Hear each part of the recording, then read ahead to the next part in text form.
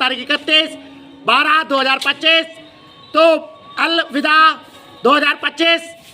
देखें हम 2025 का आज अंतिम दिन है, और अगर टेक्निकली हम देखें तो आज का दिन सिर्फ साल का अंतिम दिन नहीं है, 2025 का अंतिम दिन नहीं है, वो एक पूरी शताब्दी का चौथाई हिस्सा खत्म हो जाना भी है।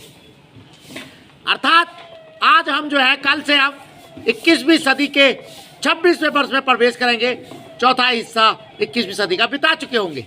2025 हम जानते हैं दोस्तों, बेहद वैश्विक स्तर पर भी उतार चढ़ाव वाला वर्ष रहा है। कुछ अच्छी चीज़ें भी उसके साथ हैं, बुरी भी चीज़ें, जैसा कि हमेशा होता ही समय के साथ होती हैं। युद्ध देखे, गाजा और फिलिस्तीन और इजराइल का युद्ध देखा भयावह, ईरान से इजराइल का युद्ध देखा दुनिया ने, और देखा रूस यूक्रेन का अनवरत युद्ध। और इसी के साथ साल के ख़त्म होते होते एक नई खबर भी आ गई साहब कि चाइना जो है ताइवान को घेर के बैठ गया। युद्ध का एक नया मोर्चा शायद 26वें वर्ष के लिए बिल्कुल तैयार है। कंबोडिया और थाईलैंड भिड़े पड़े हैं। आर्थिक दुनिया आर्थिक तबाही से जो है मंदी से गुजर रही है। वो भी ट्रंप साहब का एक उसमें जलती हुई आग में घी डालना है टैरिफ के द्वारा, जो दुनिया और मंदी से जूझती दुनिया और मंदी में चली गई। भारत की दृष्टि से देखें तो आप जानते ही हैं, भारतीय अर्थव्यवस्था आज भी एक सुंदर खबर आई है कि दुनिया की चौथी बड़ी अर्थव्यवस्था आज घोषित की जा चुकी है। जापान को पीछे छोड़ दिया है भारत ने आधिकारिक रूप से। चौथी बड़ी अर्थव्यवस्था, ये भारत के लिए गर्व और खुशी की बात है। सिंदूर ऑपरेशन के द्वारा भारत ने सारी दुनिया को अपनी सैन्य श्रेष्ठता, ताकत दिखाई, तकनीक का उन्नयन आईना दिखाया सारी दुनिया को अपनी फौज के द्वारा। दोस्तों,